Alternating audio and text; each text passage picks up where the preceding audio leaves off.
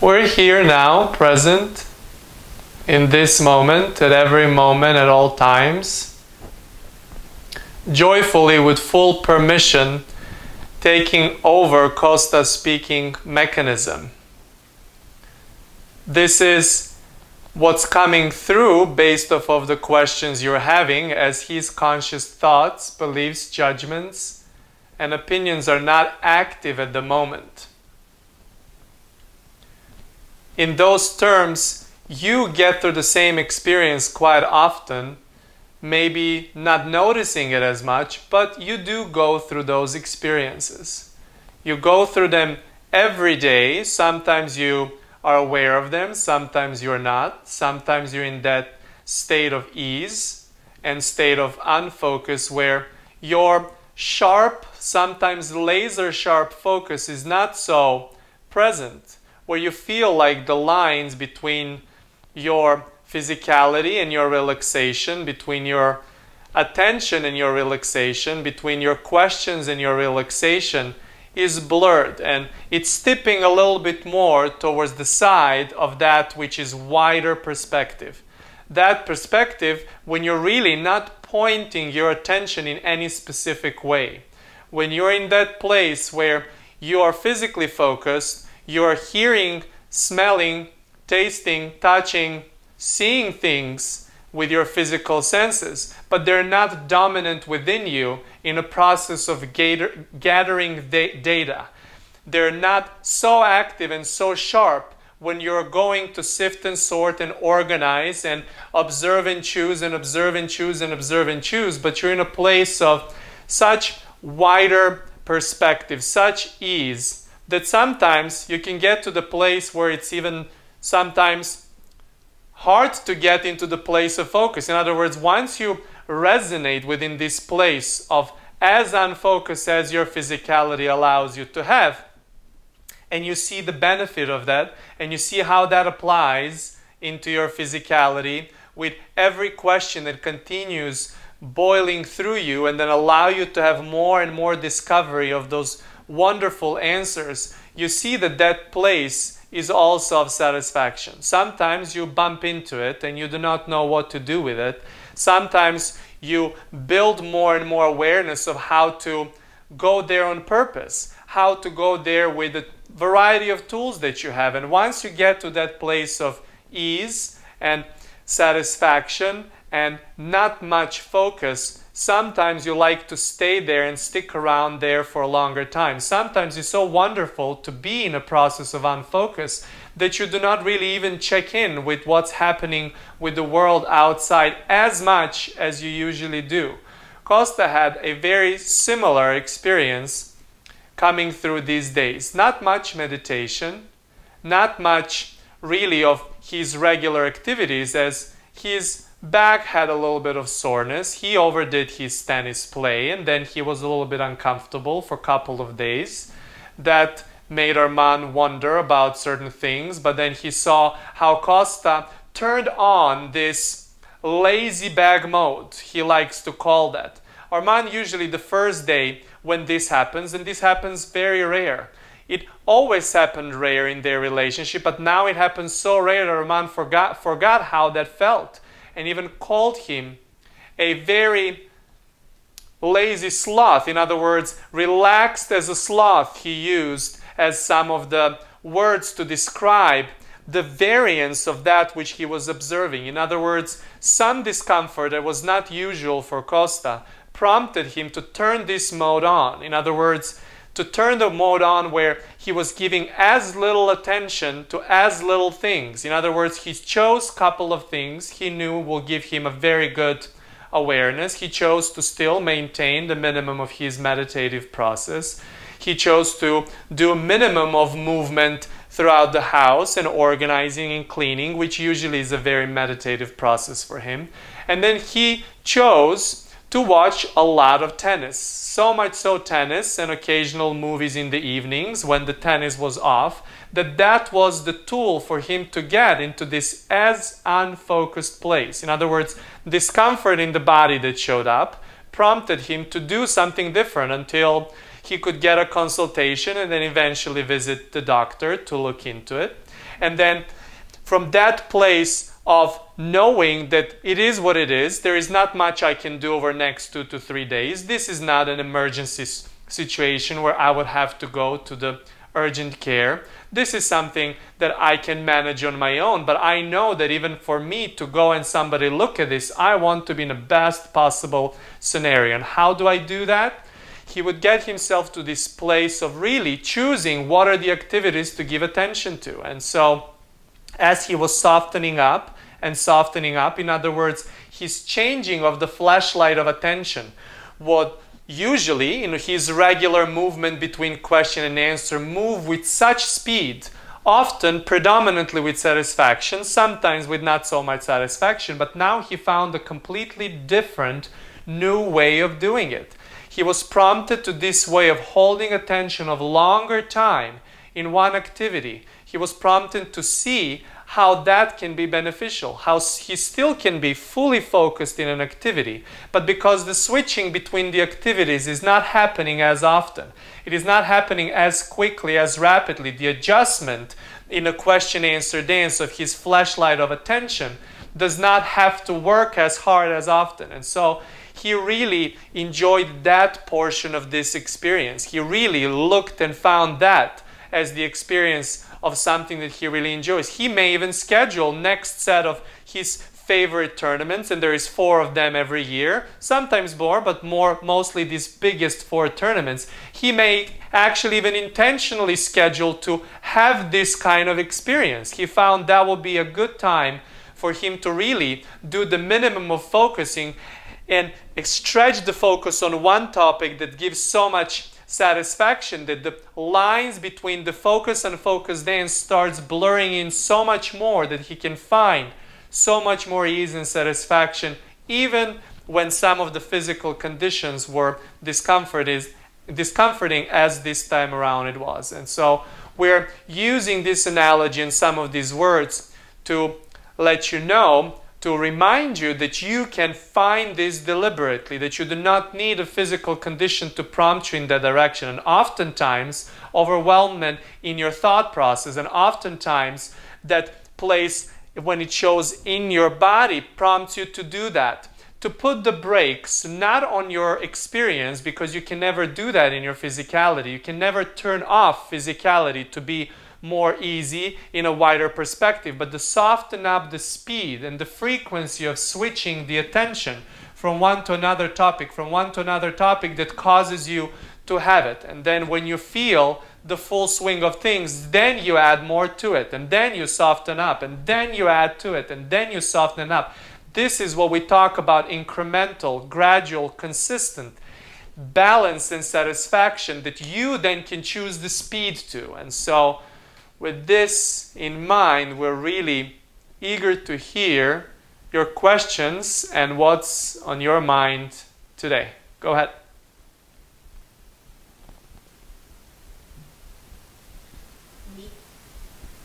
Go ahead, it's you.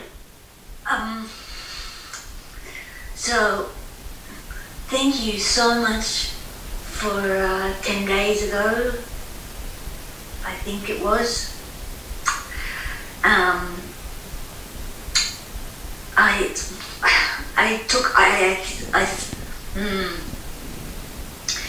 Take your time. I took a breath for the first time in a long time. And I have good news. I went and I did my 1.5 years. I was given 2 weeks to 1.5 years to live, and I did my scan, and I spoke to, and all through my scan I said, I'm beating the odds, I'm beating the odds, I'm beating the odds, like I asked me to focus on. And I said to this, he pulled it up, and I said to the specialist, am I beating the odds? He said, you have well and truly beaten the odds, he said. And so there's no cancer, no tumor, ever since the time it was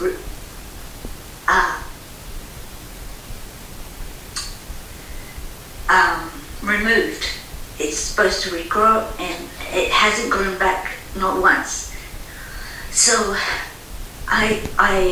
so that's my catch-up. So what we want to acknowledge before you continue speaking is the most important part and little correction that you made in your statement is that these wonderful news that you said were not spoken to you, but you received them in a format like this. In other words, it was you seeing something from a variety of perspective. In this case happened to be in a format like this, but it's you. It is very important that that which you just acknowledged becomes that steady part of you for moving on and moving on and moving on. In other words, you've seen something, you've received something from this wider perspective. You've seen it in what it truly is, the balanced experience, something that felt like a turmoil, but now it's steady, so steady that it's not even really in a process of, but it's actually done. It's a done deal in a sense of even all of the stats and all of the parameters reflecting that back to you. So, what is the next thing on agenda for you?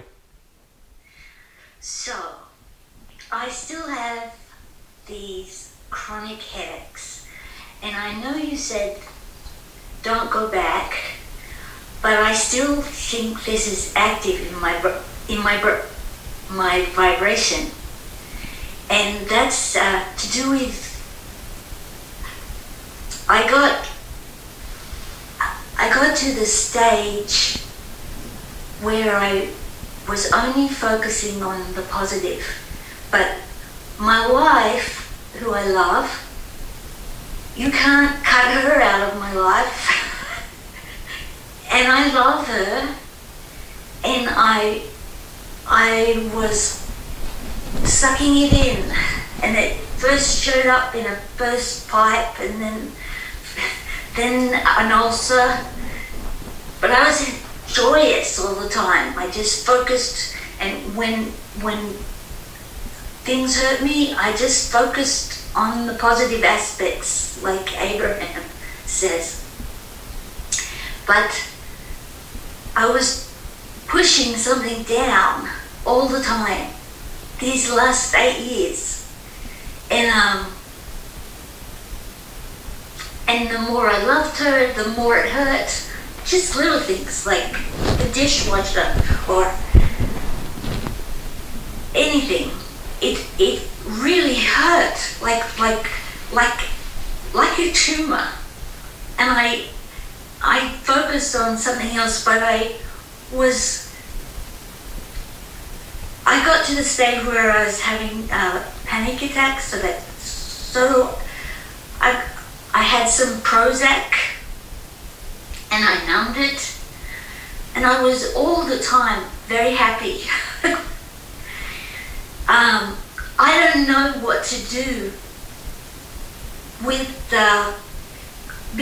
because they say you're flying high, then the bumps they hit you sharper. So I slowed it right down. Just put the brakes on, and I couldn't meditate because anxiety comes up every time I meditated. So I would like to know what to do with negative emotion. I can't.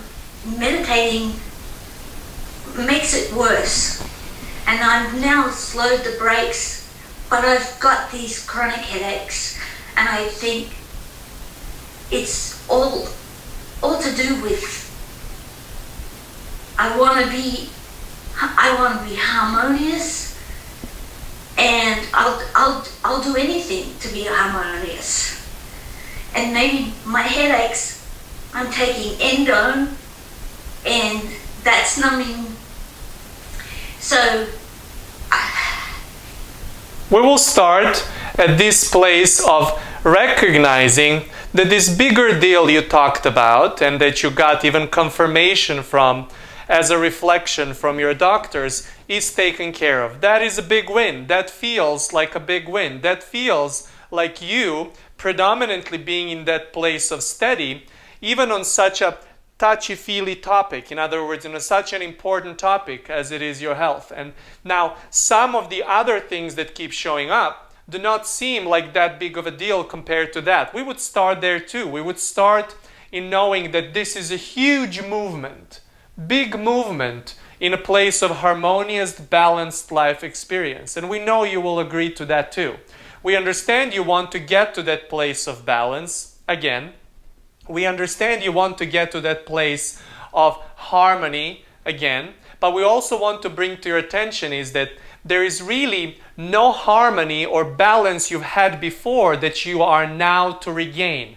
This is new harmony for you to find. This is new balance for you to find. In other words, as you go about your experience now, and you had this lovely, predominantly positive experience, and you had bumps in the road like everyone does, and then you had a particular big bump in the road that you beat all the odds, and now you're here beating all the odds, being so steady about that topic, and now there is some residue from that bumpy ride that you were on, but it's nothing compared to the bumpy ride that you beaten the odds of. In other words, we would get to that place of knowing that this is a huge shift, the big movement, such a big movement in that way, but not for you to regain what you once had, not for you to re-find or to find again what you once had, but to find a new level of balance, the new level of harmony, because you cannot erase the experiences you had. These experiences that you had, positive or negative, they're there, and they can be as active as you give your attention to them. But what we want to bring to your attention is that you do not want to run away from these experiences. You want to be so steady about everything that happened before. You want to find such resonance about your steady that you going in and someone starting the conversation about some of the bumpy rides does not throw you off. In other words, we understand that in that very past, you might have had some bumpy rides, and then you found the system, focus on happy, focus on happy, focus on happy, focus on happy, and then you would find it. But you also acknowledge that only at the time when your attention goes to something that is an old pattern that becomes active, but you cannot really say that that will never happen. You cannot say, I will keep my focus on happy and happy and happy and happy, and none of these old patterns will ever come through, or none of the past experiences I will be reminded, or none of them will reflect back to me. That is what we call holding on to. In other words, if there is any definition of what happened, is you were having bumpy rides and then you found your happy experience, how to move to happy. But at some point you were holding on to happy, so much so that you were afraid if you're not holding on to happy or not having happy, what will happen with some of those bumpy rides. And we're saying that got you to have some we understand that got you to have some other bumpy rides, because you cannot hold on to happy and not have a bumpy ride, because in holding on to happy, you're introducing resistance, because in holding on to happy, you're actually then in the process of holding on is where you're having that experience of bumpy ride again. So might as well take it as it is, might as well say there will always be a bumpy ride, but I'm not trying to eliminate the bumpy rides. I'm not trying to eliminate some of the pebbles in the shoes. I'm looking to find a way to balance of how much attention I give to it. In other words, bumpy ride does not give much of my attention. Often I don't even notice it. You say, if I go and I predominantly have those positive experiences, but I'm not going to beat myself up for not having those positive experiences all the time, because in beating myself up, I introduce a new bumpy ride, and then I feel guilty that I introduced that bumpy ride too. In other words, we want you just to release all of that, because you've already done it so many times. You've done it when the bumpy rides were not so tricky, and then you had a tricky bumpy ride and you beat all the odds, and I have some residue of some of those bumpy rides, and there's always going to be some kind of thing to allow you to focus, but you can choose how soft that's going to feel based on how much attention you give to it. And here is something that we have not said before, and your brilliant conversations are bringing to the forefront. You cannot get to the place of eliminating that bumpy ride, but in the process of trying to lower the amount of bumpy rides, you cannot pretend that bumpy rides do not exist. You cannot get into the place of trying to convince yourself that the bumpy ride is not a bumpy ride. In other words, the sooner you see it is what it is, the softer the ride becomes. The sooner you get to the point, it is what it is, I'll make the most out of it, you make the place. This is really, quite honestly, this is how you beat the odds. This is how you've beaten the odds. By doing this. You have not seen it maybe in this way, but this is exactly how you've done it. You've been not seeing it, and then you've seen it, and then it became evident, and then you were taking it one day at a time, and then you were taking the advice one at a time. And that's how you're moving to the place where your reflection, your doctors are saying you've beaten all the odds. In other words, we want to bring to your attention what masterfully you've done by not ignoring it. In other words, this bumpy ride was so bumpy that you could not ignore it. And because you could not ignore it, you found more balance and more resonance and more balance and more resonance and more balance and more resonance and more balance and more resonance. So what is a headache compared to that brilliant creation you've just demonstrated? So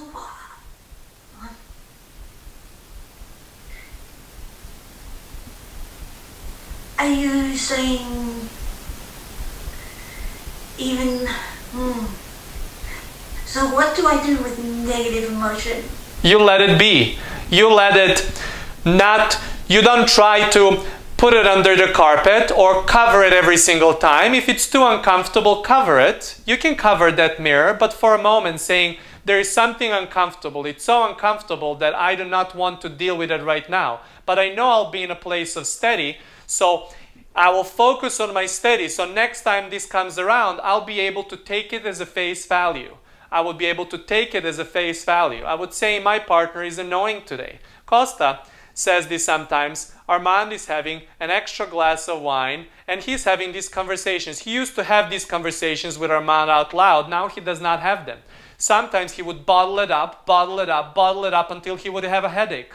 Bottle it up until he burst in front of Armand. In other words, then he realizes his thought patterns. Then he realizes his thought patterns from before, generational thought patterns that have nothing to do with Armand's experience of satisfaction and love and joy and balance that he's finding. And that has nothing to do actually even with him and finding his own balance. So now he has that conversation. He does not ignore the fact that he wishes Armand would have a day without the drink, because he feels that that is the right way to go about that, but he also does not stay there for a longer time. It is more like a breeze in the park, a little bumpy pebble in the shoe that he loves. It's one of his favorite ones to have because it was so stubborn before, giving him uncomfortability, and now he sees it as a measuring point of being such a soft little thing that doesn't even bother him, doesn't even give him discomfort, but it's enough of a subject that keeps focusing him in. We hope Armand does not take this as a green light to drink extra drinks that he is not really excited to do beyond his usual satisfaction. I have to get my room service. Open the door. That is okay. A perfect opportunity for you to integrate what we've just talked about.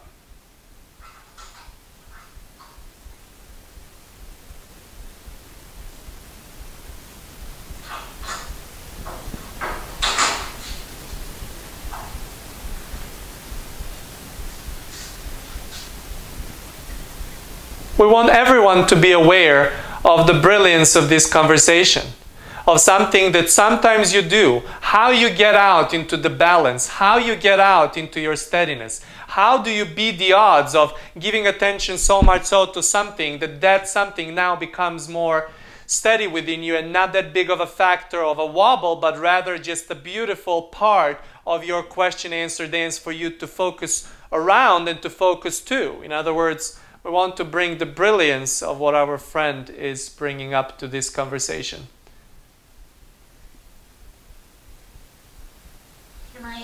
So, are you saying that I have been, even though I attracted this tumor, I I was actually flying high. You were flying high, by that saying you were steady, yes. But this topic threw you off that you were not steady. But this topic brought the attention to you, the value of something, that it's not just the positive emotion. In other words, if you can find the balance and beat the odds with such a big question, such as the one that you were having, if you could beat the odds and find the balance again, then you can find it with everything and anything. You can continue to have it on that topic, on any other topic, seeing that there will always be the question and that you will never really eliminate the negative emotion, that that's not the name of the game. But it is, the name of the game is to see when and how you look at it from the place of steady. From the place of steady, so much so that you change the story about that negative emotion, and eventually that negative emotion becomes just one extra part of your creation process you give attention to for not longer than moments in time. Okay. And if my wife, you know, I like harmony, and so I don't say anything, but Why? Until it's really, it gets me. But this is something you might want to reconsider. This is something you might want to reconsider, because in sometimes not saying something, you are trying to get to the positive emotion, and this is what means covering the mirror for so much that eventually the mirror becomes so big and so bright that you cannot ignore it.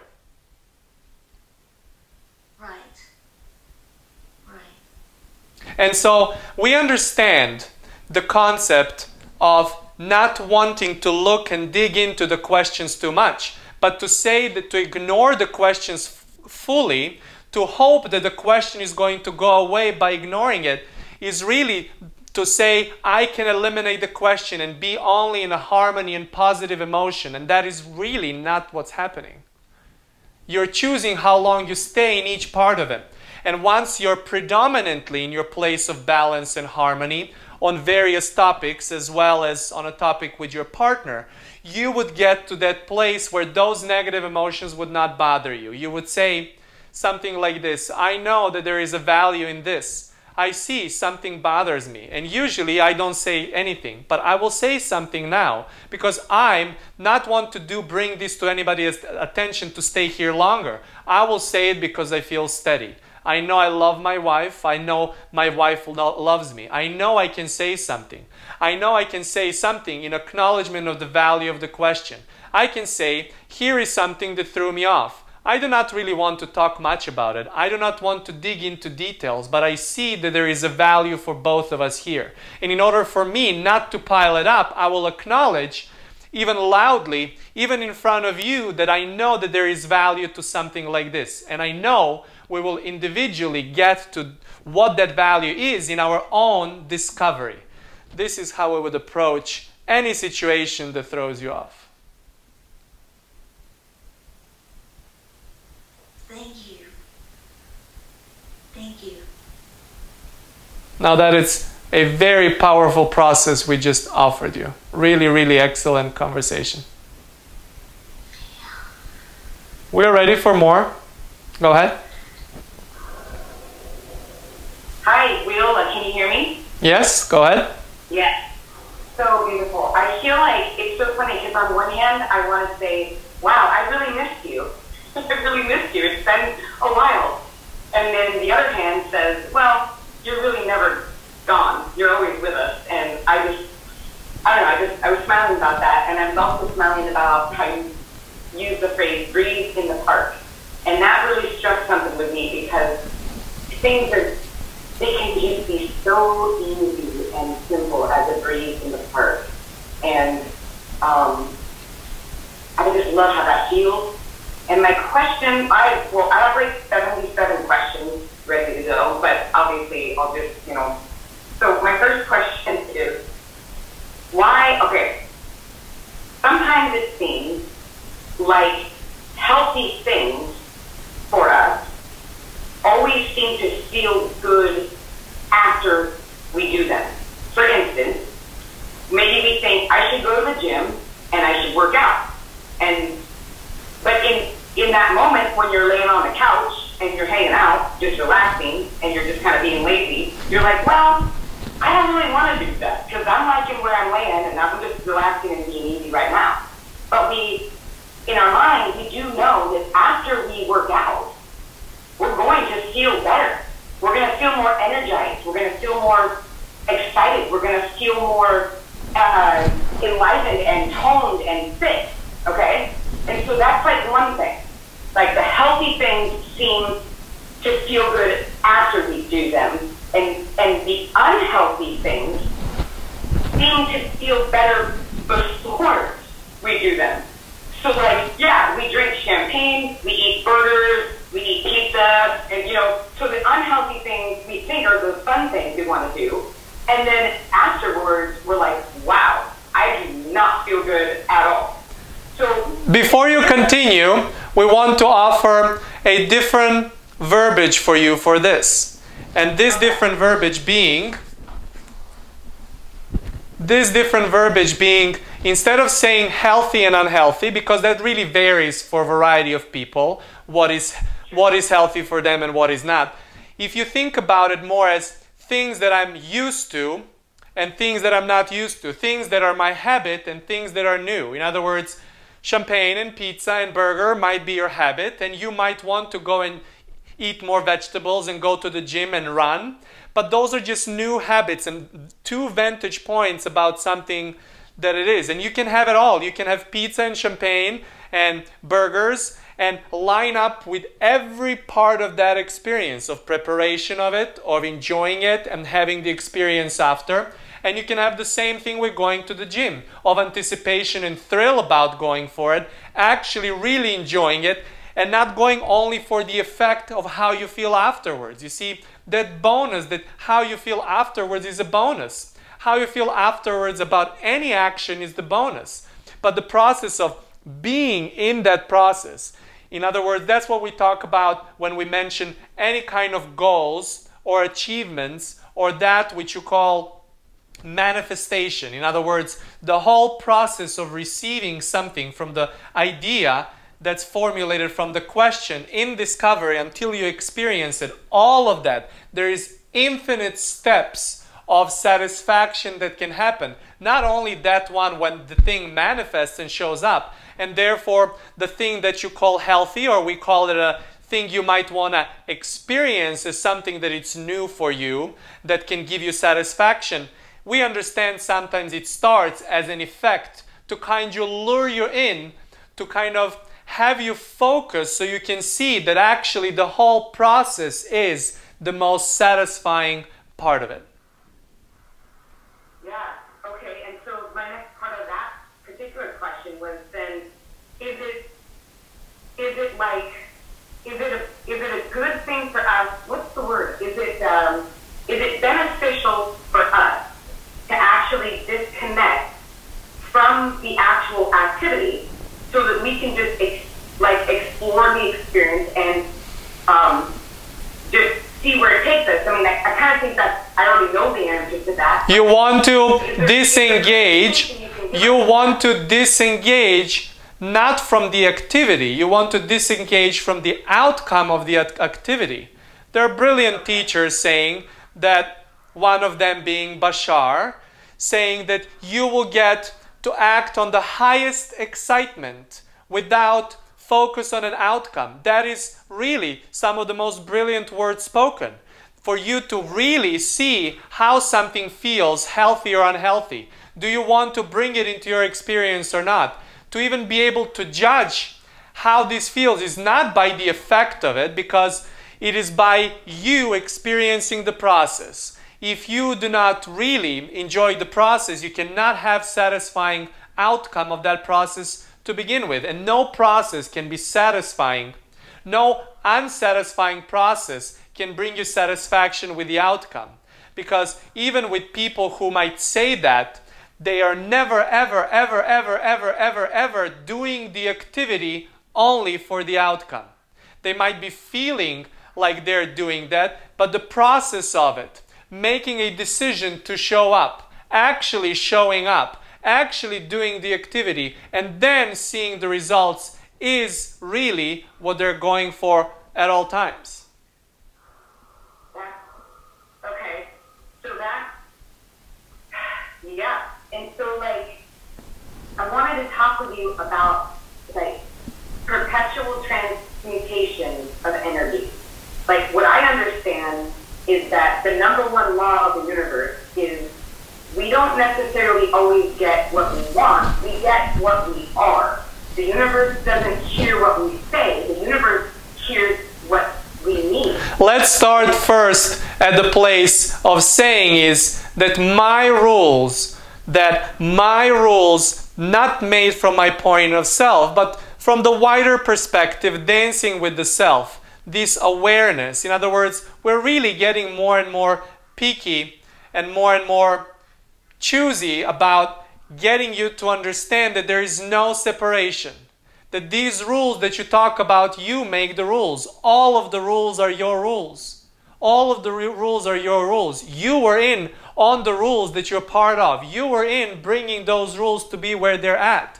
And if you're seeing that some of the rules want to be different, then you bring that too.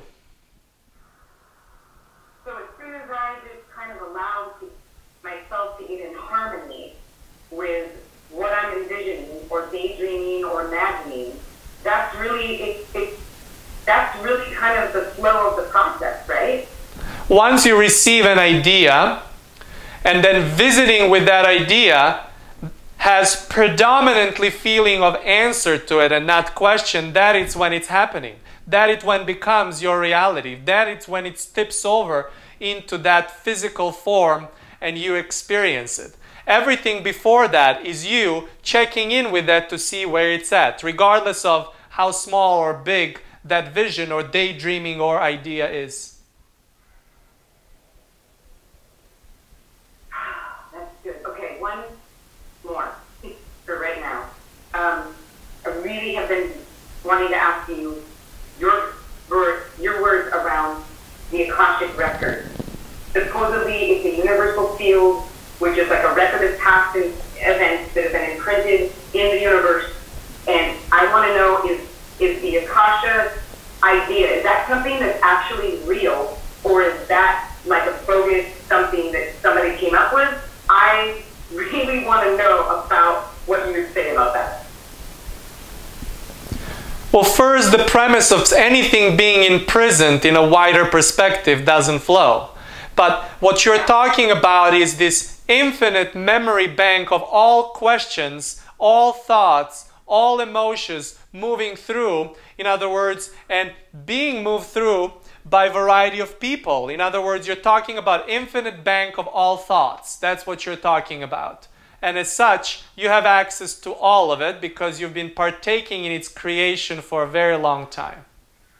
So really, it's kind of like how Abraham teaches, like, once you think a thought, that thought exists. And there's like rivers and streams of thoughts that we can all just join in on. That's kind of the same idea, I guess, of what people are calling Akashic records. I mean, isn't that the same thing? You are talking about something that is tangible in its experience, in its memory, in its thought. You can call it karma, you can call it whichever way you want. You can call it Akasha records, if that is the right pronunciation of the word that Kosta is finding and hearing. So what we want to bring to your attention is that all of that pool of everything that exists, you have access to all of it, but you're never really having the access to more than one thing at a time anyway.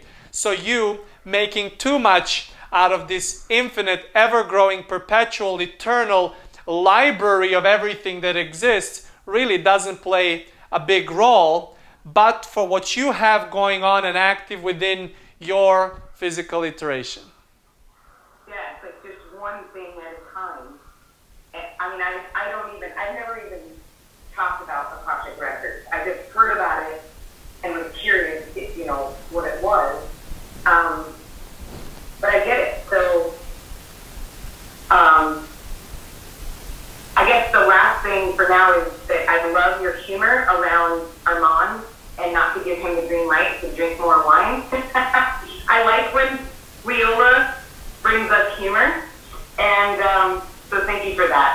thank you for all of your answers. I love you.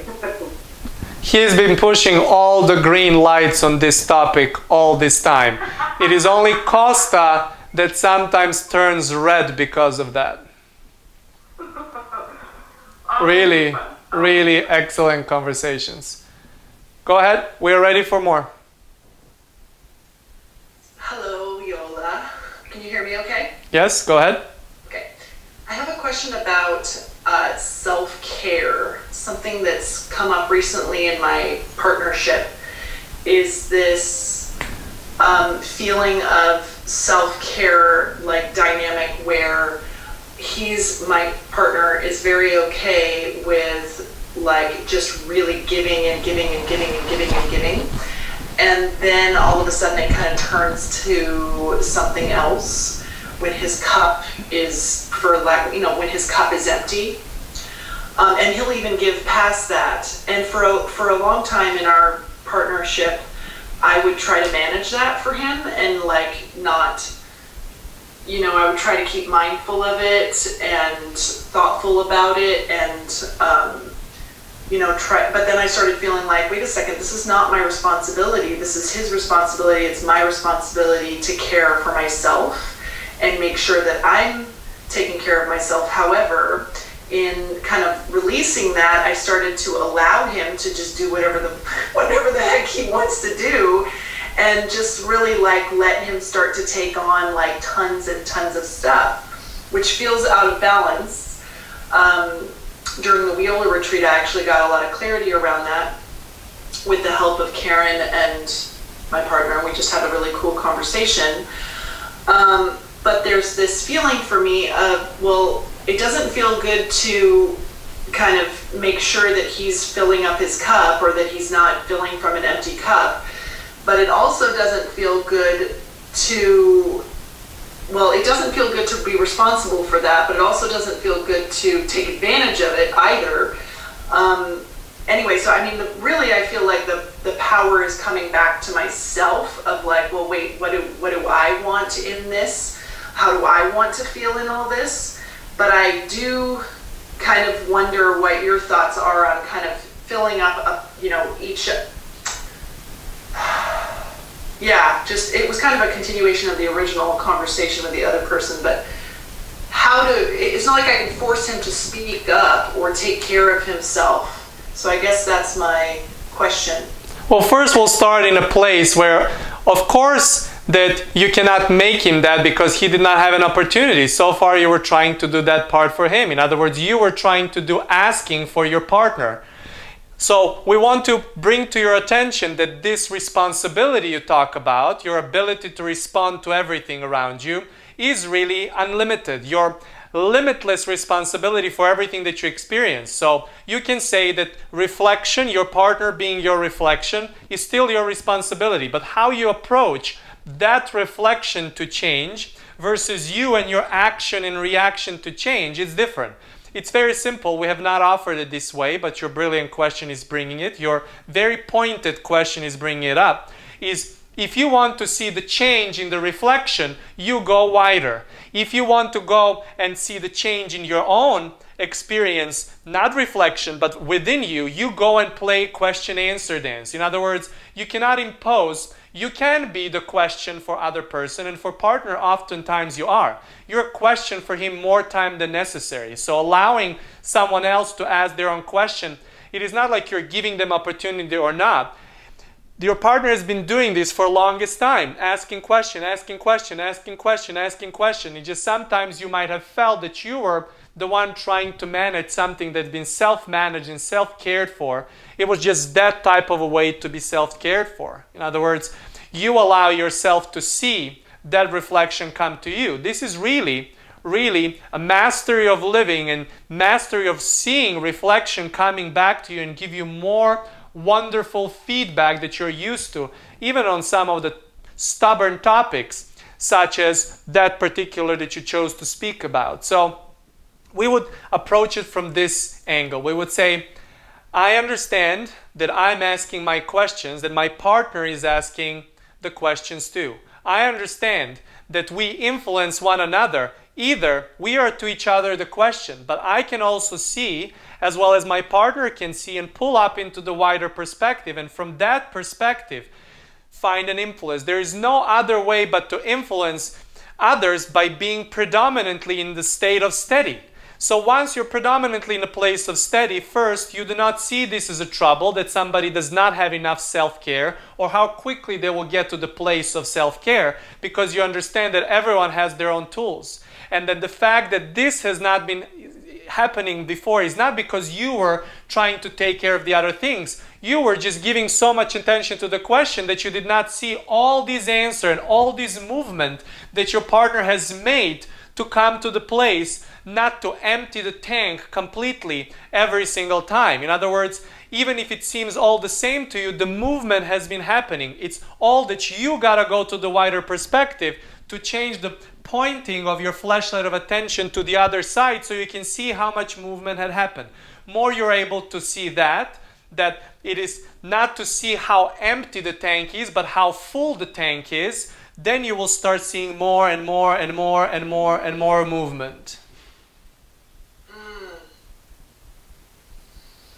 Okay, well that brings up another question for me around, because one thing that I've noticed, and I've been working on this actually with Gina, but this feeling around scarcity of time, it makes me feel like this might, like with him in particular, like he just always seems like tired and like so many things to do, and it just seems like he's always he will get tired enough times. In other words, you sometimes trying to, Kosta likes to say, to put the cushion on this side and cushion on that side and cushion on this side and cushion on that side.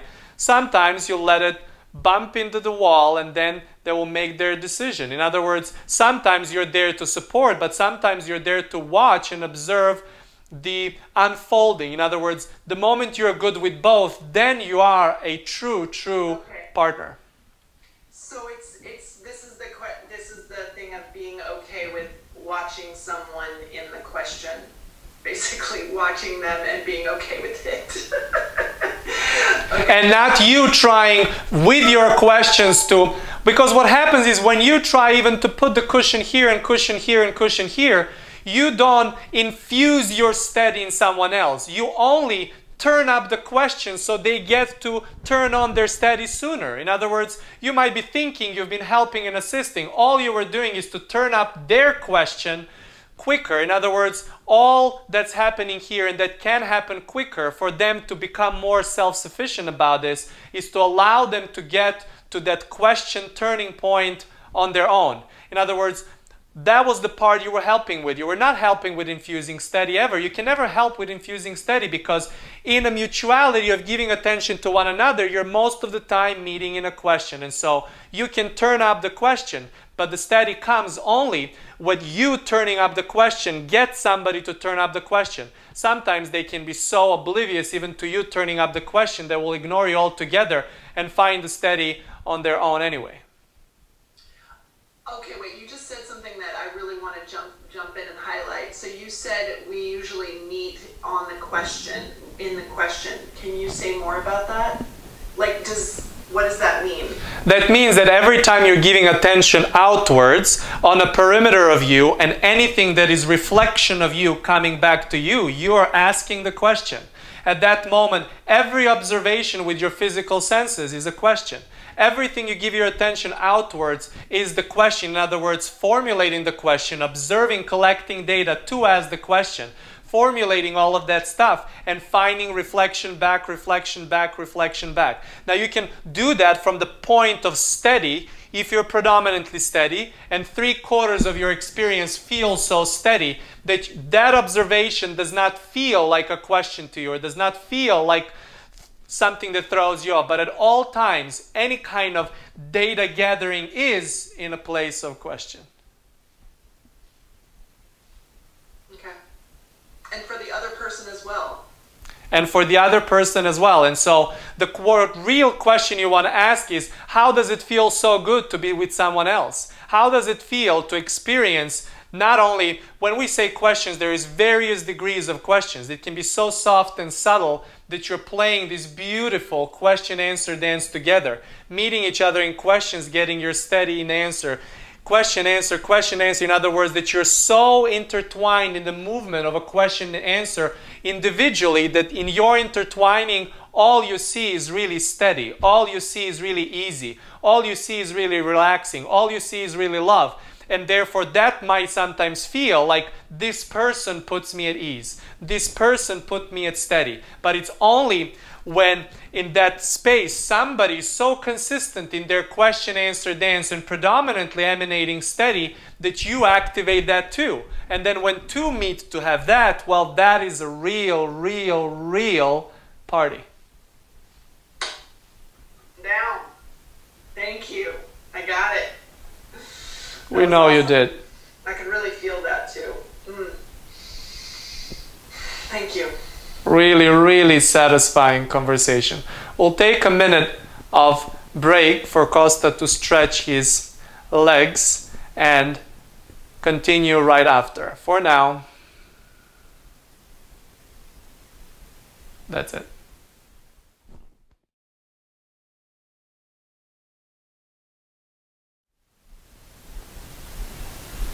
Here now, excited to hear more of your questions. Go ahead. Good evening.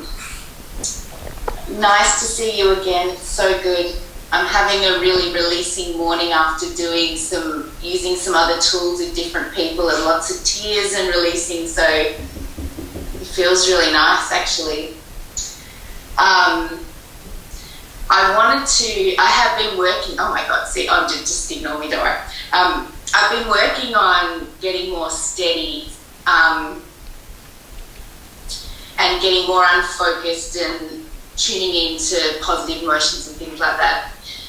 I'd like to kind of get a gauge. I know that people are a mirror reflection.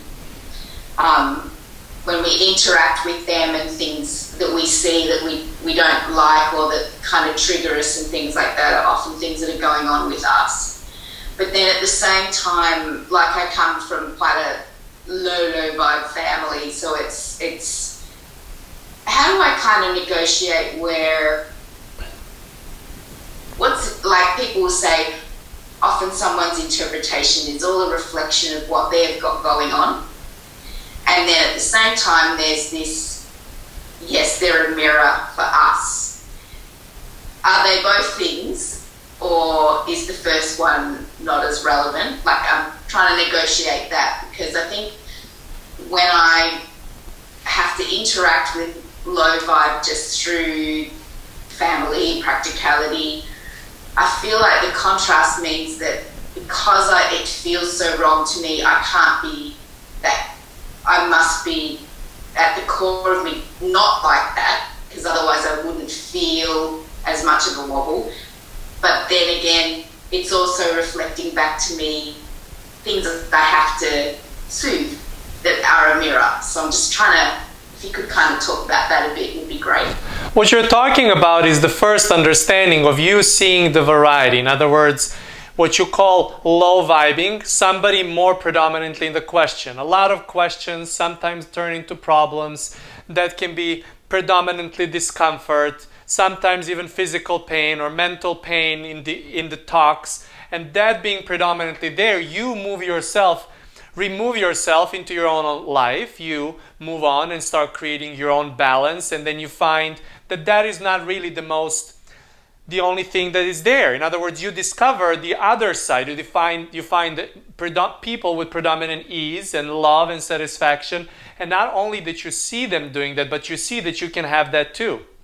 So that movement that's happening first and foremost from question, and then moving into that place of answer, means that it's for some time you need to cover up the mirrors. In other words, you might not interact as much, you might even interact with those people that give you that reflection, and it's easy to stay in the first place that it has nothing to do with you. We understand that that is an excellent tool in the beginning of your experience for you to find, not to look there for as often. In other words, it's an inevitable tool for you. That is the first stage of not seeing that the only thing that you're predisposed to have in this physical experience because my family is like this and they decide to stay there. In my discovery, I saw I can be this and this and this, and I want to go for it, and I want to build the tools. And now when I'm building the tools, I'm really not vibing. I'm not really resonating with all of that, which feels like a lower vibration, but it's just predominant questions. So first, when you put it in a place of predominant question or predominant answer, you get yourself in a place where you can see things differently with more ease. We find with a lot of friends that putting the classification of the high vibe and the low vibe and the frequencies and all these technical terms puts you in a place of destination more than the movement. And we want to bring you to the place of movement, because even those who have predominant questions are in the movement, and even you who sometimes are in predominant answer, you have the movement. And then when you meet definitely somewhere in that interaction where you predominantly maybe have some questions, or they predominantly have an answer, or you're dancing in between. In other words, for you to be more steady to show them that, or for them to be more not so steady to show you that, so you can see all aspects as valuable. We know we opened up a lot of things for you here, and we're going to start getting you into more pointed direction based off of your question. And so that place of you move to see something different, and you find those positive emotions, and you find your steady, and then you find your steady to be true first within you. Your steady is always experienced within you. Your steady can be kind of challenged, kind of brought to your attention to see how steady you are based off of the mirror reflection coming through. And instead of saying that mirror reflection is going to be steady or unsteady, you can say how intense or soft it is. How intense or soft it is. So if it's an intense way back, of course you're looking to see how to be softer again. And so at that moment you might feel like it's easier to cover it. But these are important relationships. You cannot ignore family. You do not want to ignore family because they're your best teacher as well as you are their best teacher too. In the sense of that mutuality of reflection. Because guess what? In someone who knows you for so long, there is no way out. There is no way of someone not remembering what you were and how you were before. So when you get that as a mirror reflection in front of you, you're really seeing how steady you are, not to see them where they're at right now, but you where you were at that time. This is what's reflecting back to you. Not who you are predominantly now, but who you might have been predominantly back at that time. And that can come through not only from the family, who you might really feel stay there for a longer and more consistent period of time. And that's for a different kind of conversation which we'll bring to your attention. But what you really want to find is to see how steady you are to get this reflection at the moment. And if you go from the place of steady, knowing, I know I'll be reminded, I know every time I interact with someone, something gets activated. I know some questions come, I know some memories come, regardless of are they coming from these thought patterns, or as friend was saying, Akasha records. We're using this in a very funny way right now for you. But in other words, it does not matter how and where you pick it up from, but it is inevitable for you that your attention would sometimes land on that which is a memory, or of that which is a low vibing something. And that's okay, because you're choosing how long you stay there. And so as you go from the place of steady, you do not want to go into interacting with anyone, and little less of someone that you have so much history with, so much history of giving attention in a certain direction. We have not said it that way before, and that's an excellent way to explain it. Your history of giving attention in a certain direction. Those are the memories, and those are the relationships that you remember when you have reminiscing moments, or when you're remembering good times. That's what's happening. Your frequency of that which is attention given in that direction. And so once you go from that point on, once you're not trying to eliminate those moments, once you're not trying to eliminate somebody's low vibes and push them into your high vibes, then you have no problem, because you know that at that moment you're going to choose how long you stay there. You know that at that moment You can say, I will go from this place of steady and I know I'll see it differently. I might get thrown off rather quickly, but I know that every time I go there, I'll go prepared from the place of steady, knowing that it will become softer and softer and softer, because in putting the cover of it or leaving the room when things get heated sometimes, I understand I need to do that when I don't feel steady. But when I feel steady, I know I'll have more stamina to check in of more of those mirror reflections come through me, so I can see their resonance with me. So I can see how true they are still to me. And I will not push myself to try to stay there, because if I get dragged into it, I'm in a question, and this is not reflection, but this is now the question. I will find the exact amount of time through my sensitivity, through my feeling system, to tell me exactly how long to stay. Each time longer, each time longer, each time longer. Not because I have to prove anything to anyone, but with each time of me becoming more steady, they will become steady too, because I will see them from that different perspective. And so when you approach things like this, as we spoke to a friend before, you do not see that as something that will drag you down into that place, something that you never want to experience, because you know the value of it. That feedback that you're having from your family, that feedback that you're having of how far you've come. Well, what else will give you that feedback? Not the friend that you met yesterday, not the person at the grocery store that you don't really care about as much. Those important relationships allow you to see those layers and layers and layers be so steady within you that you start feeling liberated by those things, because those thoughts and those memories do not play a big role within you anymore. Nothing more than on a level of information that used to be emotion and now is just a beautiful reflection that shows you your steadiness. That's really good, because I was kind of going back into that, that, as you're saying, that heavy feeling of, oh God, I'm trying so hard to go this way, and I feel like they're just trying to yank me back down into the whatever. You are afraid that you're gonna get yanked back. They're not doing any of that. Even if they could do any of that, they would never do that on purpose, because family would never do that to each other in a conscious way. I find that hard to believe, but I'll trust you. We did not say that family would never do that to you. We said they would never do that to you in a conscious way. In other words, you need to cut some slack to somebody else's becoming, as well as you want to start with cutting some slack to your own becoming, and why this reflection is not coming faster to be that predominantly steady that you find when you don't have attention there. In other words, it is all you taking it what it is at the moment and allowing yourself the next time and the next time and the next time. Not really looking to find a time when there will be no pebble in the shoe, because when there is no pebble in the shoe, you don't want to be focused anymore.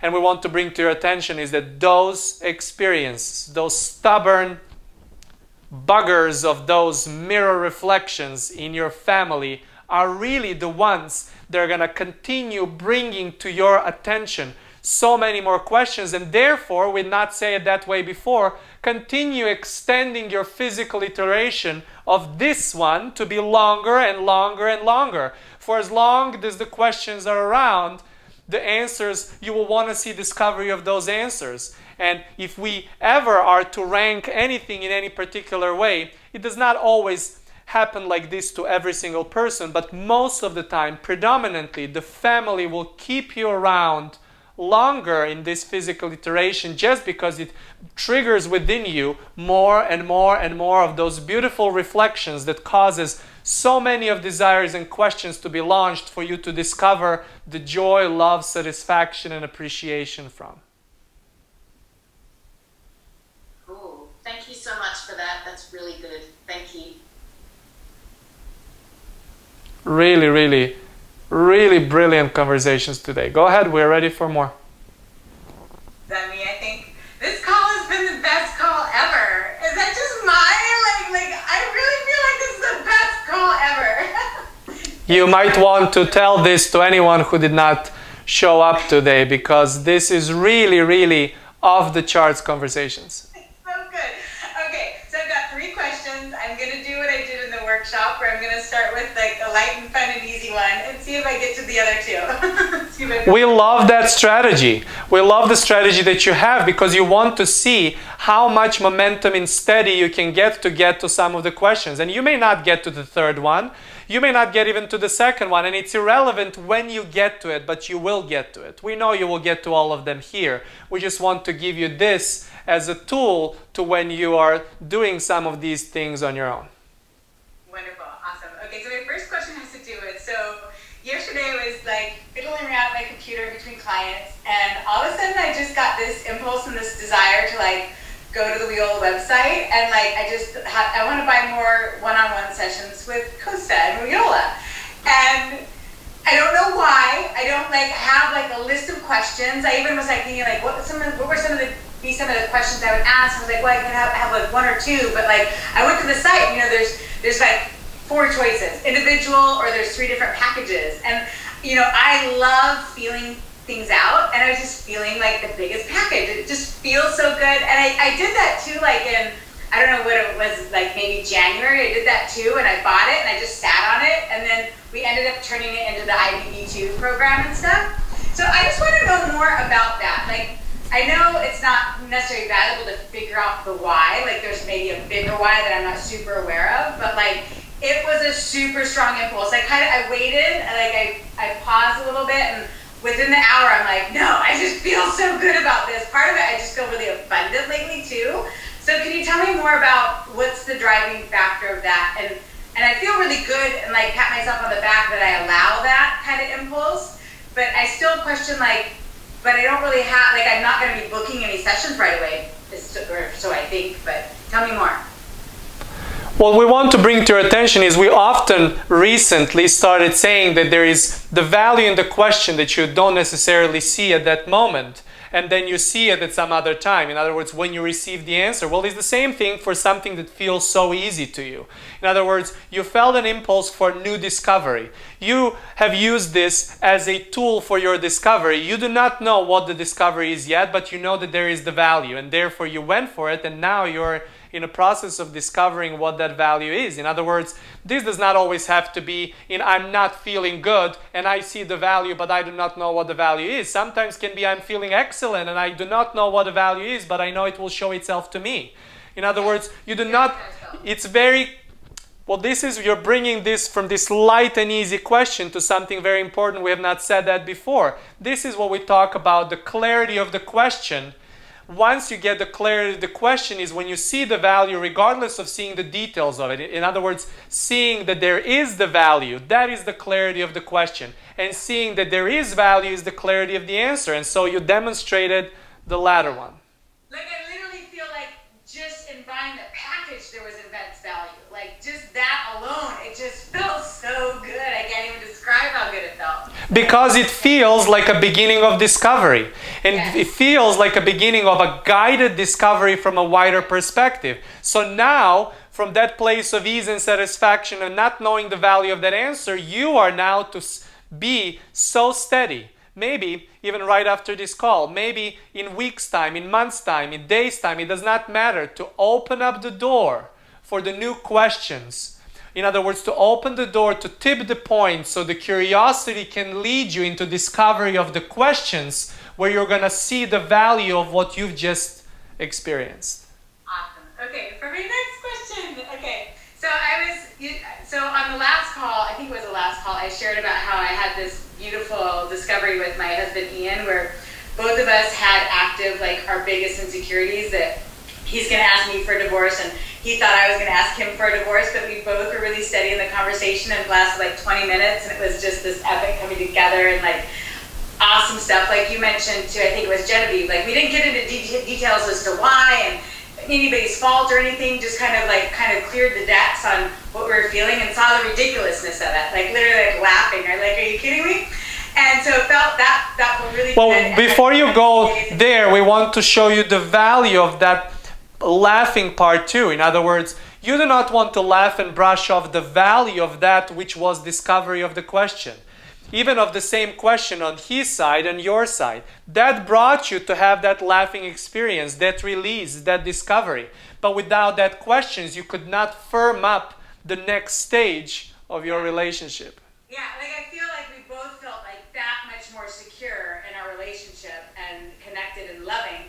And, you know, in me working with my clients over time, I really see that there can be a pattern with something, especially when the question or the mirror got so big that there's almost like an echo to it. Like it's expected, like that same feeling will come up again, not as strong. And so lo and behold, Ian and I were in the Bahamas last week, and like by the second or third day, like I started getting my head with the same kind of questions and feeling of insecurity and like blah, and I even had the thought, because you even mentioned like you might want to schedule like weekly discussions, and I still have this thought of like, if it's not wanted, don't talk about it. So I was trying to like soothe myself in my own head over like a 2-day period. By the end of the second day, we're at a restaurant, I'm having like margaritas, and after my second margarita, I'm just like, let's see what's good on my mind. But in kind of like this playful way, like not like he needs to soothe me or change anything, but let me just tell you, like I've been quiet because this has been happening, and I know it's ridiculous. And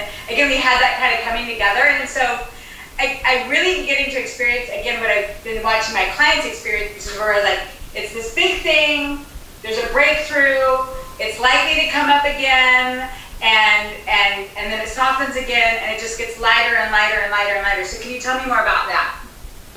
What's happening is that you did not ignore, in other words, what you call breakthrough about this particular topic. There's no way back from that. You cannot go to the old pattern even if you wanted to, because you know the effect of that experience that you had. And then you found a different, similar, easy way to discuss it. And the next time, if it comes when it shows, in other words, this is not a topic that you put the cover on anymore. You cannot put the cover anymore on a topic that you found so much resonance and so much mutuality with the other side that showed you so much effect in a completely different direction of what you were thinking, that now there's no other way but to do it that way. In other words, there is no other way. You tip the momentum of the conversation from the question towards the answer, and now that's your seeing. In other words, the question answer dance on this topic is happening too. And while you're still maybe coming in and seeing it predominantly, more predominantly in a place of answer, sometimes your focus will land on a question, and that's okay, because you know that it's consistently moving, and it's just about you acknowledging where are you pointing your attention to, until your attention to, through the softness of the movement.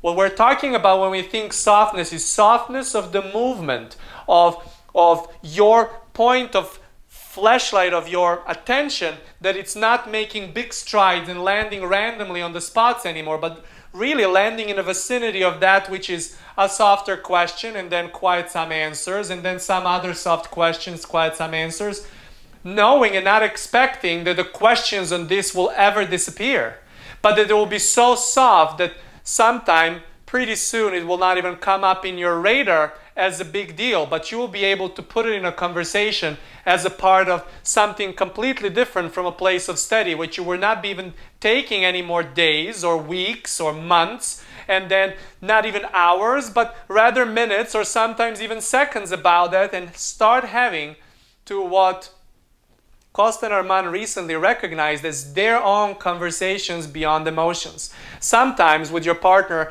you have these beautiful, wonderful, positive experiences. Answer, answer, answer, answer, answer, steady answer, and then you have some questions, and then steady answer, and then question, question, question, answer, answer, question, answer, and then you reach this beautiful movement. This beautiful movement when you're so steady.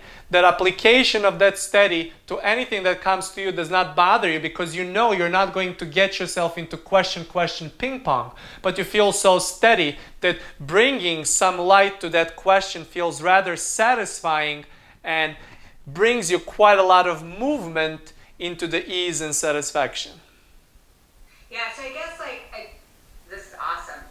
So there's just a little bit of me that, and I think this is why it's awesome to really actually see, like you pointed out, like previously I held on to something like this like for months, and then it was like maybe a month, and then maybe a couple of weeks, and now it's like down to a couple of days, and I see that movement, I see the deliciousness of it, and so this thought that's still there doesn't really hold much weight, but I think one of the reasons why I held on to it I was trying to work it out in my own mind is because I just had this fear of like, in speaking it, like in speaking my fear, it's going to actually make it real. When you're steady and you speak your fear, you don't speak your fear. When you're steady, you speak words. When you're not steady, you speak fear.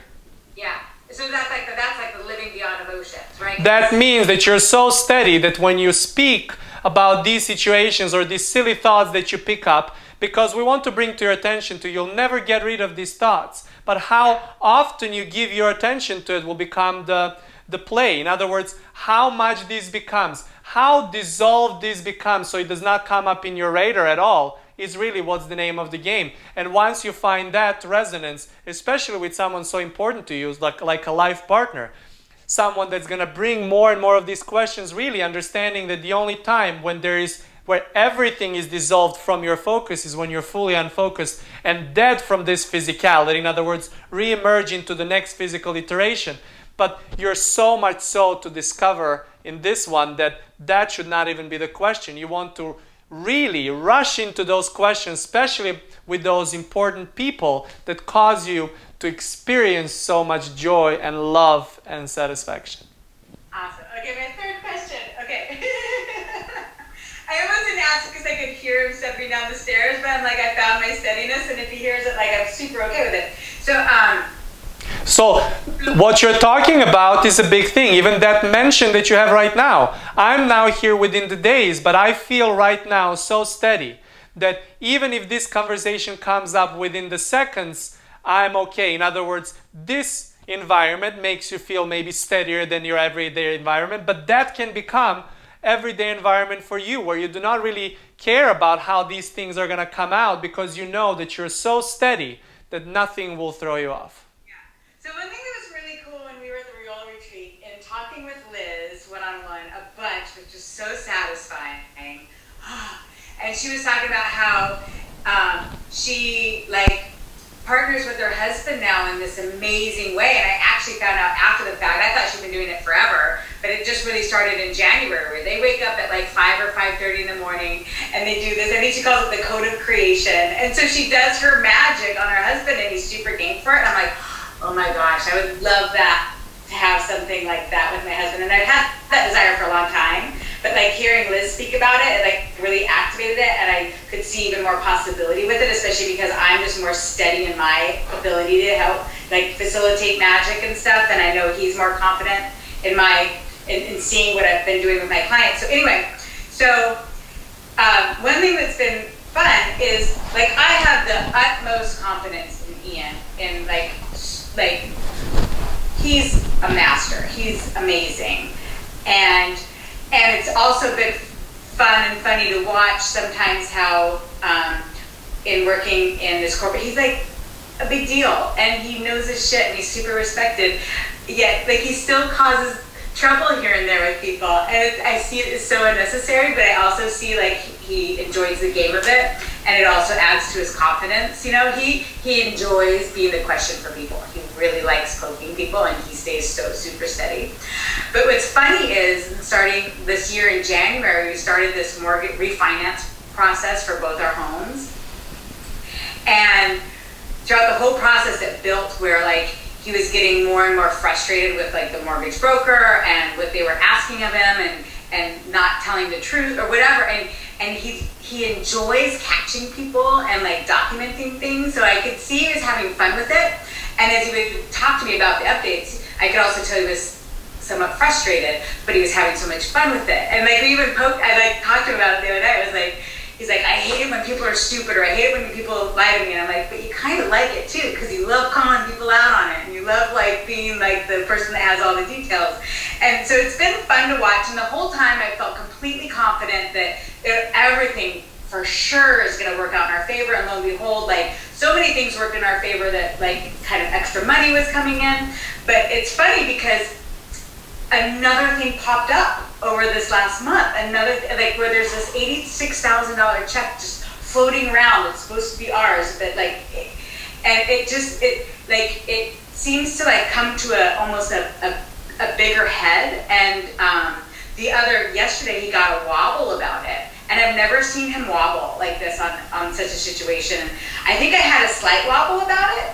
But then I was pretty calm because I just know it's going to work out. And if anything, I almost had this thought of like, because last night he actually asked for a calibration, which is like, that was my desire that really got activated at the retreat of like, let me like, and shine some light on what you're doing. Like if you love playing this game, that's cool, but it could be easier, could be somewhat more satisfying. And we can get these big results, maybe even bigger results if you are less, I don't know. So tell me what's going on with that. What I want to bring first to your attention is that this sprinkling of your magic to a partner, as you said, a friend did to the partner, that sprinkling is always mutual in nature. It is never one person sprinkling on another person and another person doesn't do any sprinkling. In other words, the one person, as friend was saying, is giving and the other one receiving. It's always mutual, always mutual, always mutual. And therefore, when this happens, you want to see it, that it's a mutual thing happening too. Mutual thing happening when it comes to, you say your husband is a master. You say that he loves to do these things, that he's steady, that he likes to poke around, but he doesn't like to poke around to catch people just to catch them. He likes to get them to see certain things. He's so steady that he's okay for them to see what they're not doing as great because he loves to be that question. He also loves to be the teacher. In other words, you want to understand that the master about this, of people who continue to poke, there are people who continue to poke just because they're in the habit of poking and they don't have this resonance, but there are people who are steady and have enough of that which is, you might even call vibrational stamina, to get somebody and to poke somebody and still keep steady because they love the game. They love the game of question, answer, question, answer, question, answer, and seeing how steady they can go. And sometimes they maybe are thrown off by it, as your husband asked to get more into the place of steady about it, but not for a long time because he's looking for more trouble. He's looking to develop more tools so he can put himself in more trouble to find more discovery of satisfaction too. Never only for his own benefit, but for the benefit for anyone involved, because no one who is steady will go to poke on purpose just to get more benefit for themselves, but only for mutuality of the process of the game played and everyone to win in that process. I totally see that so clearly now. And for sure, he has so much value for me because that's where I'm getting more and more steady in it. But like, I remember when we first met, like I wish I had his superpower of being able to do that and like call people out, you know, kind of thing. And so now I really see that he's not just doing that for the pleasure, like he's actually in teacher mode and he's wanting somebody else to discover and to do that. Anytime someone says, imagine that someone wants a good service and there is no good service, and then the next time they imagine that they want a good service, every other time there is a brilliant service. Imagine that for the rest of physical iteration there is a brilliant service. Well, it will not be not that much fun. It will not be as satisfying. We understand, sometimes steady, sometimes not steady, because if you were to be so steady and so unfocused, you would not have physical attention and focus in a way to have, and therefore your dance will be predominantly in an answer. But even there, not for a long time before you re-emerge into focus, because you're always, always, always eager to dance. Love it. Thank you so much. That was epic. Really, really excellent, excellent conversations. Go ahead. We're ready for more. I was wondering how much the effect of collective energy is in a space, in a location. Like, oh God, it's such a cry day today. Like my state is locked down again, and even though it really doesn't affect me personally that much, but how much does the energy of people feeling fear and stress and like this, yeah, anyway. And then also places people talk about, say like Sedona, I've heard there's different places around the world where they say, oh, there's this real sort of positive, mystical energy about a place. And obviously it's two different things. One, it's you're out there's not many people, and here I'm in like 5 million people all feeling certain things. How much does that have to impact me? Because I often find that it does, even different days of the week, during the week to the weekends. On a Sunday, I often feel more flat or more sensitive to things, and then so is that just a steady thing, and how much does it have to impact my steady? You can compare those places with not so many people that regardless of what people are doing, because there is not that many, their dance of their own question answer or focus on focus does not really impact you, because everything around you is so predominantly in the place of balance. When you look at the nature, when you look at your animals, when you look at anything physical, even inanimate objects, balanced and steady in a variety of ways. When you introduce the movement of people, oftentimes if there is more people, there is more opportunity for you to practice your question answer dance, to practice your focus on focus dance. And so it is why when you move to the less populated area or more natural area where you can find more resonance, that is why oftentimes you're prone to go into relaxing that way. You're prone to go for vacation to that way. You're prone to go to spiritual retreat that way. You're prone to go to the sport event that way. In other words, somewhere where there is really quieter in that place so you can regain your balance. But then that place is not as exciting for as many, because you also like to move. You also like to see and be focused, because you are predominantly focused. And so finding that steadiness in a larger group of people will affect that. As you say, your state, or as you say, that place that it's now locked down or stuck, which means majority of people. Sometimes fear lock them up. Sometimes that feeling of question, their flashlight is only on one thing, and that makes them believe like they're stuck. But the creation is happening at all times. So it's not really about you moving from the place of fear to the place of joy, because if you're stuck in joy, you're going to be so unfocused that you're going to want to go back to some questions. In other words, it's really about the movement, and that you go up to the speed of the creation that's happening. Now, we have also not explained it that way before. It is not for you to see the creation process and just pin yourself in joy and love and satisfaction and then hope that you're going to stay there forever, because you're not. You're going to inevitably move through your focus, somehow your attention to a variety of things. But it's not really about you staying somewhere longer. It's about you moving along with the creation process that you're having, and sometimes staying predominantly here, and sometimes you move with up to the speed of it, and sometimes you're having predominantly question or predominantly answer, all of it valuable to you. And so this is what happens too. There might be a lot of people feeling in that place of not feeling, but giving attention to the same topic and the same outcome for so much. And that's why the feeling of stuckness is predominant for everyone around. And that, the best bet you have how to get yourself around and move yourself around from that, is to see things from a wider perspective.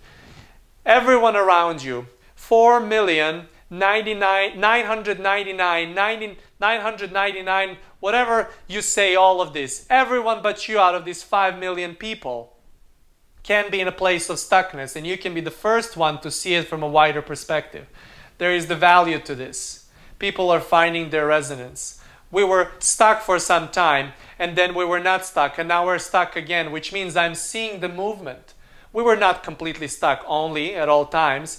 Even the rest of the country is not fully stuck, which means there is movement. And within my region, there will also going to become movement.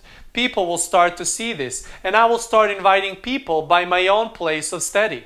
I will not expect them to join me. I will not expect these results to come overnight, but even if I'm the only one, and I know I'm not the only one, but even if I was to be the only one, I can be the one starting that movement. I can be in a place of wider perspective, seeing the value of this stuckness and of us being all closed up for some time, because I've seen the movement. I've seen the full-on freedom. I've seen the stuckness for a longer period of time, then opening, then some closing, then opening, then some closing, and in that, I see more movement. And because I see more movement, more people around me, even without me speaking about this, will be able to see that movement, and then I will start recognizing others that see that movement, and then I will talk to them about that movement, and we will recognize even more that see that movement, and the next thing I know, more and more critical mass will be in that movement that will see the movement more predominantly than stuckness.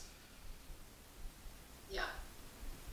So it's kind of like any other time where you're finding you're steady, even if you're in a place that usually when none of this is going on is at a certain, whatever, a mix of vibrations, understood, and obviously at the moment it's a bit heavier. It doesn't have to affect me necessarily, even though frequencies around, you know, energy around me might be lower. It's just getting into that steady, yet again, like with any other question. What does not serve you is that energies around you being lower. That statement does not serve you, because in that you diminish the value of it. Instead of that, saying, around me, some people stuck. Around me, people in fear. Around me, all of that. But me being so steady that I do not see them like that. I'm seeing them in their discovery. I'm cheering for them in their discovery, because I have my discovery of steady, and I will apply my steady to every question that comes on this topic until it's softer and softer and softer. And I know when I get to the tipping point of that to be so soft that it does not play a big role in my focus on focus game, I know that I will start seeing more and more of what's already happening at all times, which is movement, and therefore be in a better place of a wider perspective to be an example for others to do the same too. Cool. Thank you so much for that. Appreciate it. Really, really, really, really deep, wonderful conversations today. Go ahead. We're ready for more. Okay. Hey, I've just been using some tools that I've been learning from you. It's like I put them together in a statement, and I've been practicing the last day. It's been so useful, and something that Armand has been bringing out in his writing. It triggered it, and it's just amazing. And it's the idea of everything having a value, and to me that's just shifted everything. And like even I think it's just, even if I don't know what the value is, because that's where I would have struggled before. I would have been like, I got to kind of figure out what this question is and what the thing is before I can move on from it. And it's the not needing to know what the value is that's allowing me to release it and just keep the movement going. We will just do a little bit of massage here for you. It is not that you do not need it. You need it very much to know the value, but you not really having necessity to know it at that moment. In other words, releasing the need part is what gets you to start the discovery. And therefore, it is not that you ever want to get rid of that. You just don't want to dig at this moment because you want to be softer about that so you can move on into discovery, so you can receive it. In other words, you do not want to get stuck with your attention about digging into that question. You want to acknowledge it, and trust us when we say you will get to that question again, but it will be softer and softer and eventually not as dominant, and then you will see the value. You always see the value on the retrospect. Even when you feel like you sometimes from question, and you can have that experience, rather laborsome. You can dig and dig and dig because you need to see the value, In other words, so much so. And then because you get exhausted at some point, you release it, and that's what's often called quantum leap, or that's what we call spiking experience. You release it, and because you release that resistance and your attention finally moves from that point to the movement, is that you can see the movement, and then you receive the answer, and then you receive the value. But it's always happening in a retrospect. You can never actually even see the value in a question while in a question, even if you wanted to. There is always the movement that happens for you to see the value, and therefore it is always following the birth of your question. Okay, that's really good. Just the idea that I can't even get I'm not even able to see the value that in that part of the process of the question is really good. Kind of takes the pressure off. So what I've been saying to myself is, and I want to get really attuned to catching it as soon as I can feel a shift in my emotions. Like I love that idea of being able to detect, like, ooh, something shifted there. There's something. I just become more and more sensitive to it. So what I've been doing the last few days really is, I think it's helped train me with that. And so as soon as I feel something, I say to myself, oh, I can tell that something really, really good just happened here. And that slight tension that I feel is letting me know that's good for now. That's good for now. And it's time to relax. And I'm going to allow myself to experience the new layers and levels, and usually the words that you gave me, the new layers and levels of love and satisfaction that are available as a result. And it's something to that effect each time it happens. And it's amazing.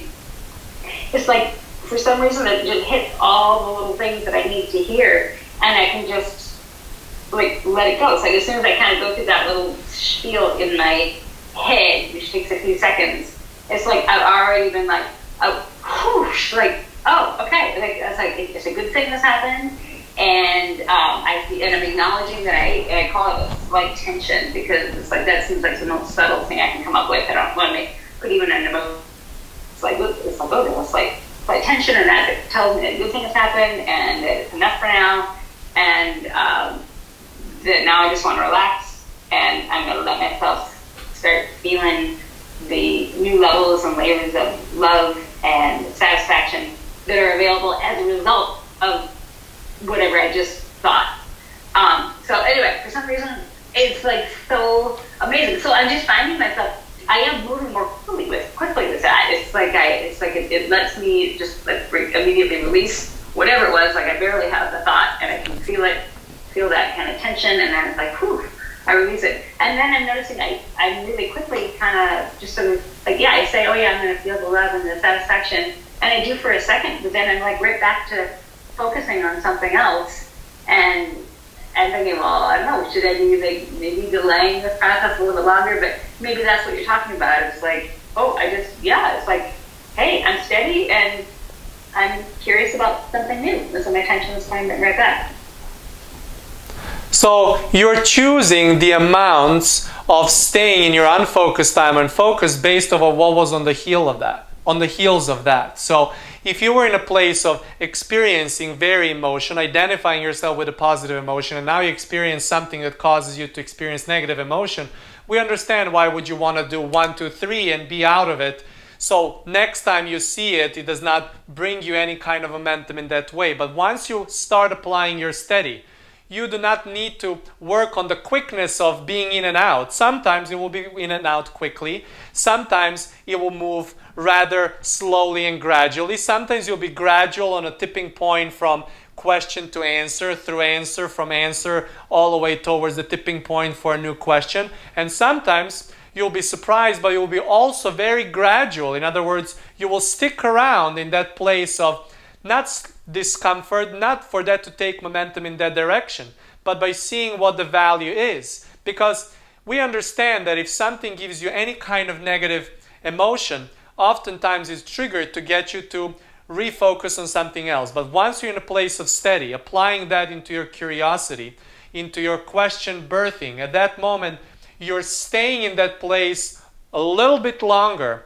You can stay in that place a little bit longer to see what reflection is giving you. Because if it keeps giving you the same reflection and you quickly detour it, well, that is not quite like covering the mirror because you acknowledge it, but quite close to that. In other words, covering the mirror is the first one. Then the next one is you not staying there longer, but then you allowing yourself to be so steady that you can stick around with this question and shifting the place of that which you call discomfort or any kind of negative emotion to dissipate while you're still giving attention so you can get the reflection or the different angle of that reflection or the different point of view of that reflection. Because it almost feels like you're adding new pieces of the puzzle. Every time you revisit that, every time you revisit it, new pieces of the puzzle until the puzzle really becomes full and the picture is so satisfying that that topic or that particular thought or that particular experience never gives you any kind of negative emotion around that. In other words, it does not really bring to you any kind of discomfort. And so sometimes for some of the more important topics that you've been having discomfort about or negative emotion more occasionally or more consistently takes some of the iterations. So we do not want to discourage you from the movement of that. We do not want to discourage you from the quickness of it and seeing it and being up to speed. But we also do not want you to think that that's the only way for you to experience. There is no one tempo to choose and continue moving in that tempo forever and ever and ever and ever. You're here because you want to switch the tempos, because you want to know how it works. And now when you know how it works from a variety of perspectives, not only how to get to steady, but how to apply steady, then you can become a master of the speed and tempo as well. So you, being the universe, can continue dancing in variety. Oftentimes, not even wanting to know what you've directed to yourself, as a friend was talking about signing up for all these sessions, but being in a surprising place of discovering what you cooked up when it comes to tempo of your question-answer dance. Yes. Okay, that's really good. That's really good. And I have been noticing that I'm staying in something. Well, the negative feeling doesn't come up as quickly on the topic. But are you saying that sometimes you should stay in the negative emotion, or that the negative emotion won't come up as quickly? Here is a formula we've never said before. Here is the way it feels. It is, you feel the negative emotion and you bounce off. And then next time you feel the same intensity, but you can stay longer, and then you bounce off. And then you can feel the same intensity, but you can stay longer and bounce off. Eventually, you can stay longer without feeling that intensity. And that's how that negative emotion dissolves on that topic. And that's how you change things around. That's how you switch them around. In other words, you stay longer and longer and longer. Not trying to force it longer, but also not trying to bounce off because you found that the bounce off has been working for some time. Because longer you get to stay there, longer it does not bother you, which means longer you're staying there, which means longer it does not bother you, which means that at some point it starts switching from not bothering you to actually feeling good. That topic starting to feel really good and really good and really good until eventually, predominantly, it feels so good that it's such a natural part of you, like everything that's harmonic in the universe. This was a story we offered several times about Kosta's coming out experience, and we'll do the short version here for you. But the way he found his steadiness and wanted to apply it to some of the important topics, and once he got some of those wins under the way on some smaller things that were still rather big, receiving a green card, winning a dance competition, placing very well as a teacher, providing himself with a variety of different things. But then he wanted to take on one. He wanted to be true to himself and tell to his parents fully who he is, even in this one minor aspect of his life that was really magnified through his observation through society. And so as he could not find resonance, this was a sore thumb topic that he kept the curtain on for over a decade and a half. Over 15 years since he could remember, he would have these, since he would have ever even a fantasy about a man, he would cover this mirror because this was never the thing to say, because he did not know what it is. He did not know how to explain it. He did not know even how to process it. Even when he processed it, he kept this mirror covered. Well, here comes the time where he's so steady and he's ready to open up this mirror. So what did he do? Every time he would feel steady, he would go consciously into this topic to open up the mirror. Then he would see this topic, he would cover it again. The next time open it up, kept the mirror open a little bit longer, and then go again. Kept the mirror open a little bit longer, and then I'll go again. In other words, his vision of him imagining to see himself in this conversation with his parents, he was not trying to force and project it. He knew how is it going to feel, this outcome, but he wanted for feeling to come through and to unfold in the most comfortable way. So his vision would come through when he would be in front of the parents' house and he would knock at the door, and before they would open, he would cover the mirror. Next time around, he would feel steady. Sometimes there would be a month between these. This was a very important topic for him.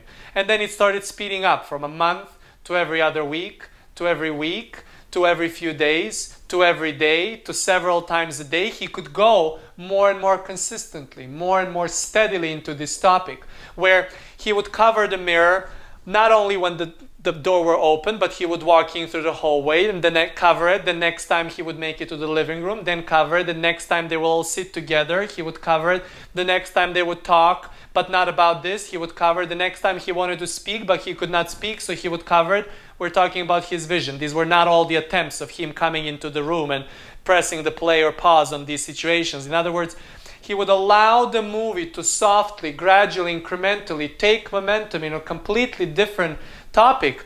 In other words, he would revisit and cover the mirror for longer and longer and longer stretches of time until he did not have to cover it at all, until his vision could just go on loop, until his vision would come through in his dreams, and he would wake up out of joy. Armand saying, "What's happening? Why are you laughing? Why are you crying out of joy so much in the morning?" Because he would have these beautiful dreams about this being so clear and steady, and still waited for the right time to do it. But what we want to bring to your attention is you checking in with how your desire is unfolding. You checking in with that mirror reflection. You're choosing how you stay there. And if it was something that was negative, it can turn into something completely positive and steady that never changes back. Kosta talks about this experience. Either allows this flow from his memory bank, or even in his everyday life, he's fully focused about it, having thrills, having goosebumps about this experience that was for a decade and a half so uncomfortable that he kept the mirror on. And so these shifts can happen within you, and this is what a lot of people would call dissolving karma. This is what a lot of people will call about something not really playing any role within you anymore, because your steady becomes so good that you can apply it to this topic and to this topic and to this topic and to this topic and to this topic and to this topic to this topic. For you therefore at that moment are able to include more and more of those experiences, more mirror reflections, more people, more topics, more things from your previous life, more things from your future life, more things from now, from now, from now, from now. You're becoming so inclusive that you do not see the difference between your finger and your toe, that you don't see the difference between you and another person. You do not see the difference between you and the tree and the sky and the cloud and the sun. You do not see the difference between you and the plant, you and the animal, you and an inanimate object. In other words, everything flows so beautifully because your dance is so steady. Your steady is so steady that you can apply it to anything in your perception, that you can stay unfocused as long as you want, that you can stay so focused as long as you want, that does not throw you off, that nothing throws you off, because you live beyond the emotions, because you live not out of the emotions, but because you master the emotions so much so by knowing that you are not any of those emotions for longer than you choose to, and therefore you continue dancing and you continue dancing and you continue dancing for all eternity, perpetually in bliss and wonderfulness. This has been extremely, extremely, extremely satisfying.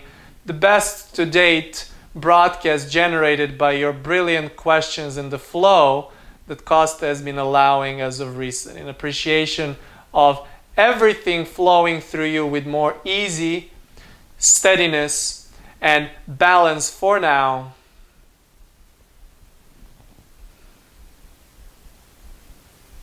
That's it.